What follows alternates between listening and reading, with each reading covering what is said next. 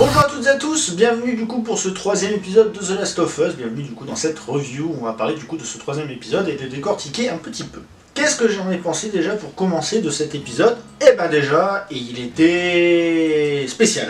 Spécial parce qu'on ne suit pas beaucoup l'histoire principale de Joel et Ellie, du coup de leur quête du coup pour amener Ellie au point B, c'est-à-dire chez les Lucioles. Non, dans cet épisode on va suivre Bill. Ce vieux Bill. On va suivre du coup Bill, un survivaliste qui survit du coup comme il peut à l'invasion de zombies, il sait pas comme il peut, puisque le mec il gère comme pas possible, c'est-à-dire clôture électrifiée, des pièges partout, comme ça survivaliste il arrive à faire en sorte du coup de relancer un petit peu le bétail, les plantations et compagnie, le mec il se démerde comme il peut quoi, mais surtout comme un pro, c'est surtout ça le plus important. Sauf que malencontreusement, il y a quelqu'un un jour qui fait ding dong et qui se retrouve être du coup un compagnon de route pour Bill. Donc Bill du coup et ce compagnon là vont se retrouver à être très proches, tellement proches que du coup on va découvrir que tous les deux sont homosexuels, qui vont s'aimer et on va les voir du coup s'épanouir et vivre entre guillemets dans leur petit coin de paradis, protégés, désinfectés, mais pas des pillards, parce que on va voir que Joel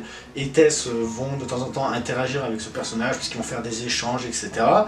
Et du coup on va le voir jusque la fin, où malheureusement Bill décide de mourir de vieillesse aux côtés de son compagnon qui a une maladie qu'on ne peut pas soigner puisque la médecine ne progresse plus dans cet univers. Voilà tout simplement pour le petit résumé de cet épisode. L'épisode était très bien, très bien, même si on sort un petit peu du côté zombie, apocalypse, etc. On reste dans un côté survivaliste qui est quand même assez proche de ce que The Last of Us apporte, survivre dans un monde infecté d'infectés. Donc pour l'instant, tout va bien. On voit un petit peu comment cette personne-là, qui était survivaliste de base, du coup arrive à se défendre correctement face aux zombies. C'est très intéressant d'y voir là.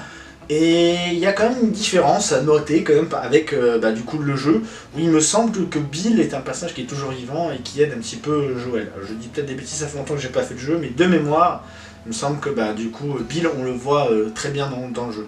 Là on a décidé d'apporter un autre point de vue sur le personnage, de le développer différemment, en rendant une petite histoire d'amour qui est assez touchante, mine de rien. Faut le dire. Alors il y en a qui vont pas aimer, parce qu'il y a toujours des homophobes et des cons dans la vie, mais moi personnellement ça m'a touché. Voilà, je trouve ça hyper touchant. Donc il n'y a pas grand chose à dire de cet épisode, puisque pour moi ça fait partie des épisodes de remplissage, c'est-à-dire qu'on a eu l'introduction avec le premier épisode, le deuxième qui va lancer l'intrigue, et là maintenant on va commencer à avoir quelques épisodes de remplissage par-ci par-là pour pouvoir du coup un peu plus étoffer le lore, sans forcément vraiment rentrer dans on va dire la trame principale. C'est ce qui arrive principalement à beaucoup de séries malheureusement, mais là pour le coup c'est intelligemment fait parce qu'on garde le côté du coup survivaliste comme j'ai dit tout à l'heure, donc suite à l'apocalypse de zombies, et aussi surtout c'est prenant, c'est touchant. Bon, j'avoue qu'il y a quelques moments, il y avait quelques longueurs où il se passe pas grand chose, parce que forcément on passe plus sur un épisode un peu de romance, presque même de bromance, si je peux me permettre la petite blague.